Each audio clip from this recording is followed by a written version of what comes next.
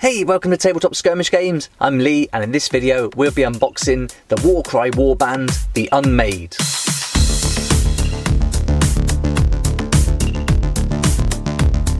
Here we go, the Unmade, another awesome warband for Warcry, and these are one of the original Chaos warbands that came out when the game was first introduced, and these have got a brilliant backstory, gruesome characters, and really interesting set of miniatures to play. I can't wait to get their box open and see what they look like. In this video we'll open the box, take a look at what comes inside.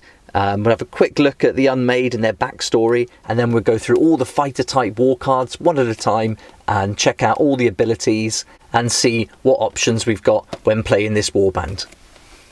Thanks to Gork84 who subscribed to the channel and voted for the Unmade to be one of the next boxes to do an unboxing of.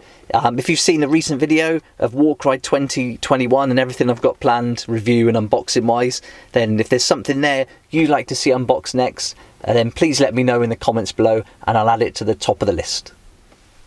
Right, let's get on with it, and here you can see some brilliant artwork on the front and they look really great. This main character is absolutely nuts, and then we're going to get a total of 9 different miniatures and 5 fighter type cards. So we're not getting many fighter type cards in here, just 5, so that keeps it nice and simple. And it's all going to centre around this blissful one, I imagine, with some ascended ones, a joyous one, and the awakened ones. And we're also going to get our ability cards there, with on the other side we get pictures of the different fighter types. And you can see this box is a lot smaller than the newer ones that are coming out. If we compare the Unmade box to the Legions of Nagash, you can see here there's a big difference in size. And then if we bring in the Sylvaneth, which is even bigger still, you can see these are the kind of different sizes that you're getting. So you're getting a lot more sprues in the newer Warcry warbands that are coming out, but these are already existing sets that were already out for the Age of Sigmar.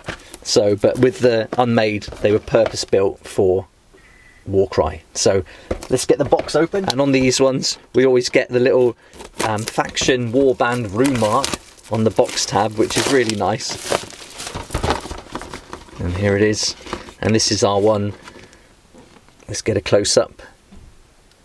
That's our one for the Unmade, and this bit we'll learn about later, but this is basically the flayed skin from their face that they dry out and use as a belt buckle.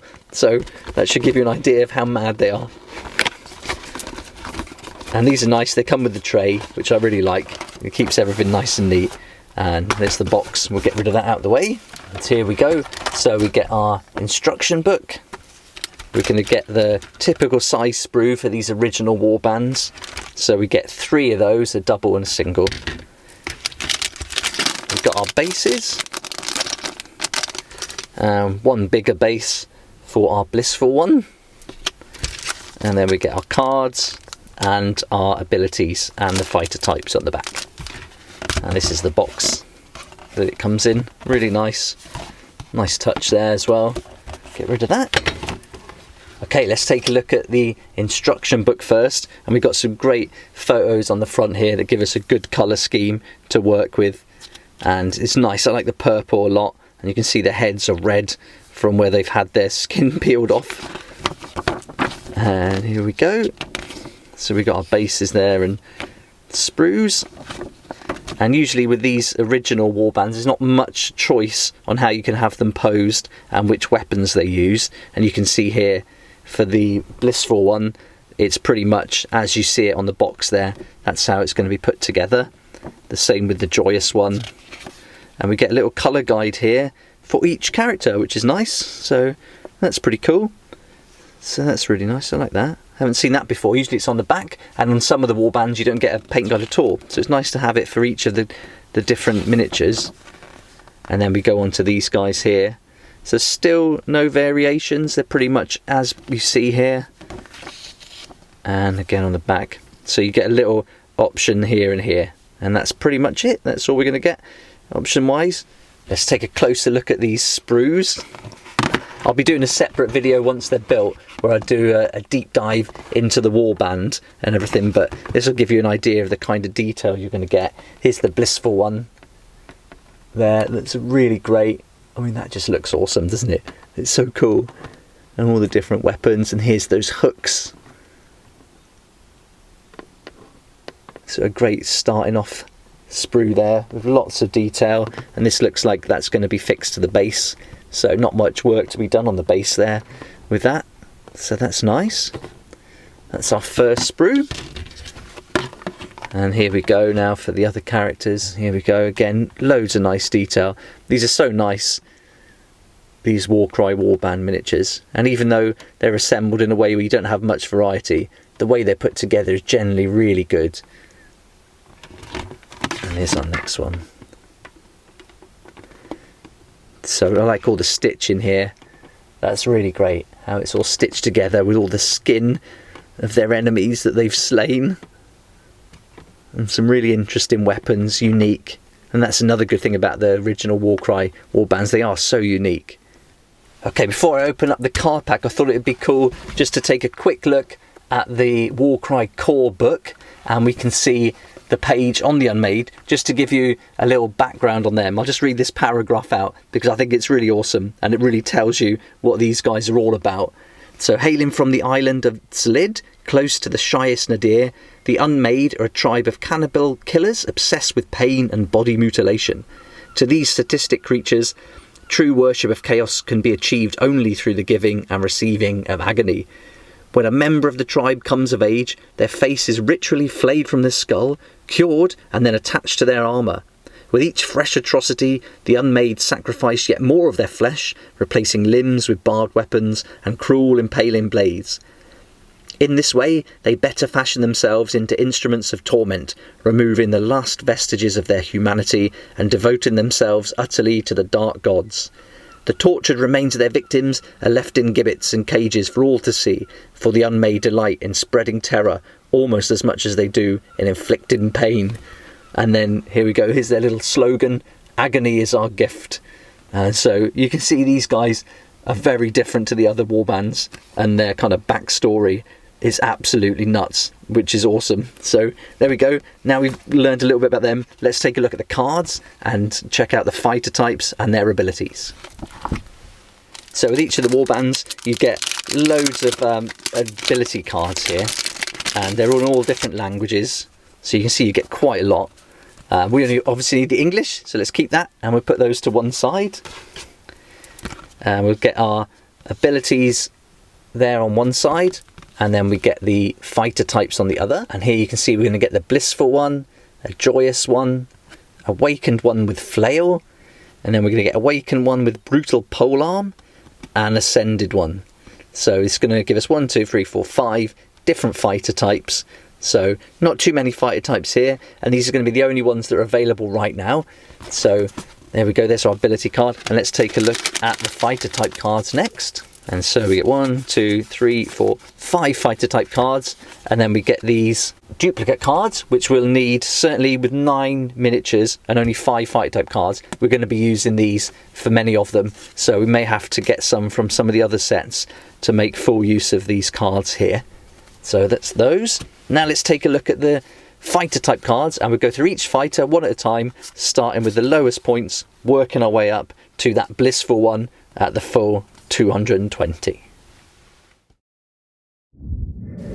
And here we go, our first fighter type card comes in at 60 points, and this is our awakened one with brutal polearm.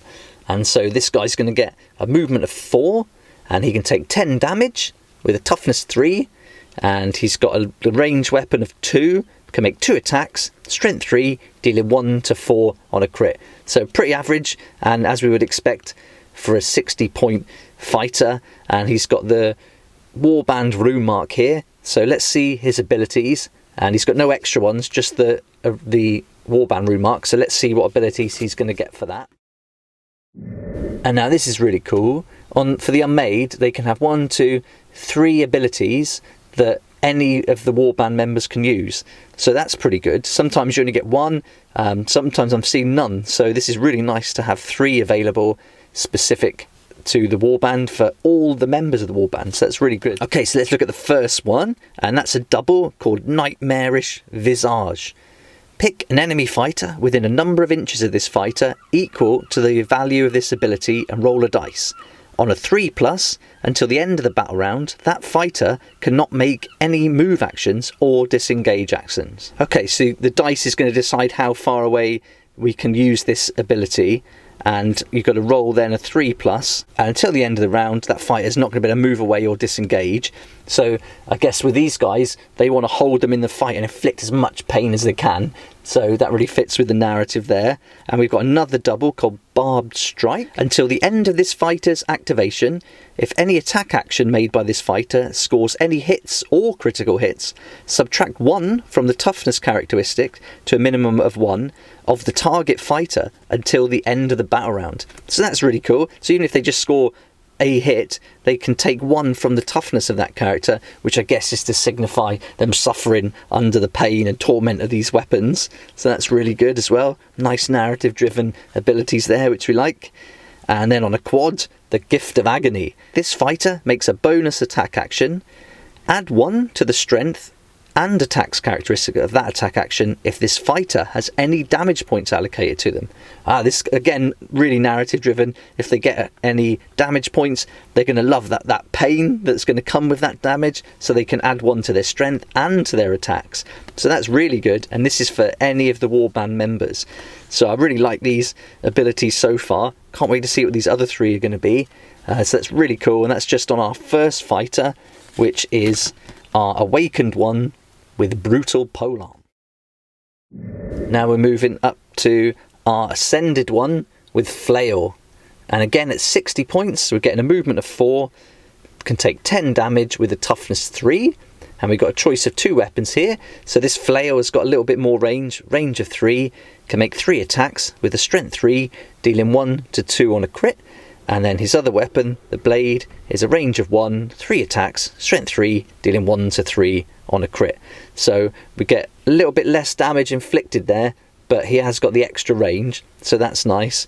And no extra abilities, just those 3 that we've already seen, which is the double Nightmarish Visage, the double Barbed Strike, and the quad Gift of Agony.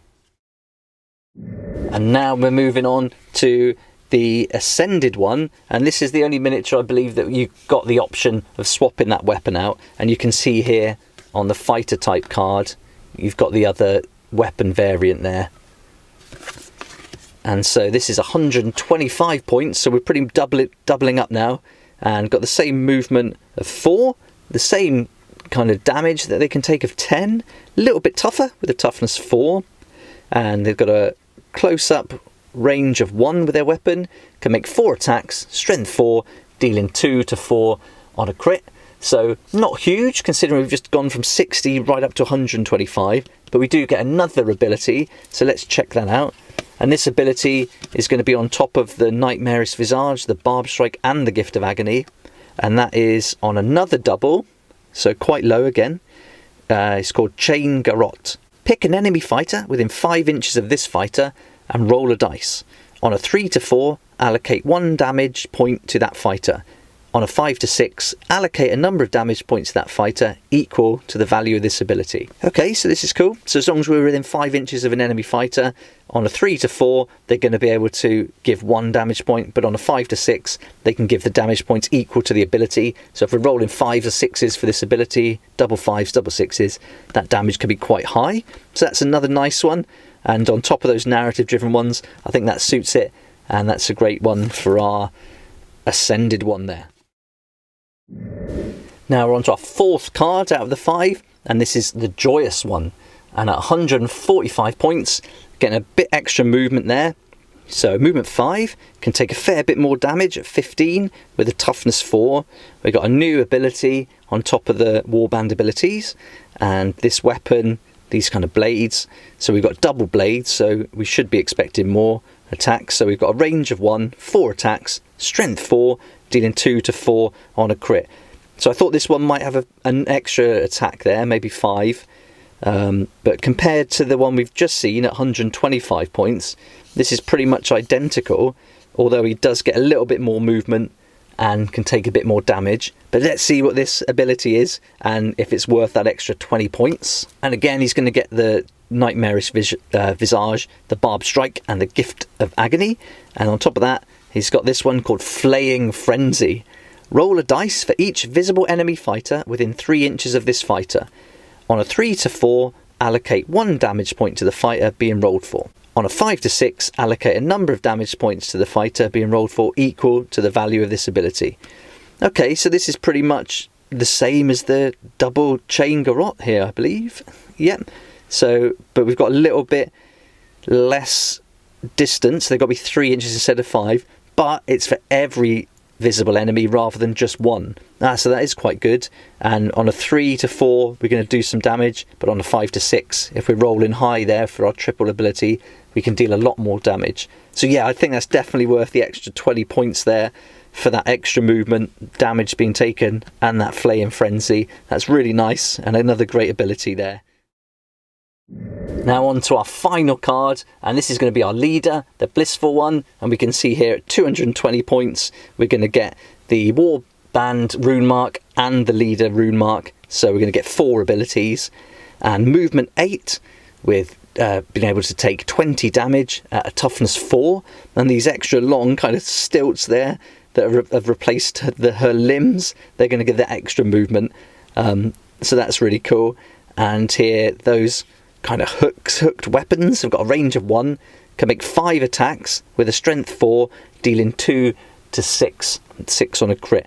So there we are, we can deal a few more attacks now, and the damage output is getting higher, which we like. And let's check out this ability, see what we're going to get for that one. So again, we've got the Nightmarish Vision, the Barbed Strike, the Gift of Agony, and now the leadership ability, which is a triple called Vessel of Torment. A fighter can use this ability only if an enemy fighter has been taken down by an attack action made by them this activation.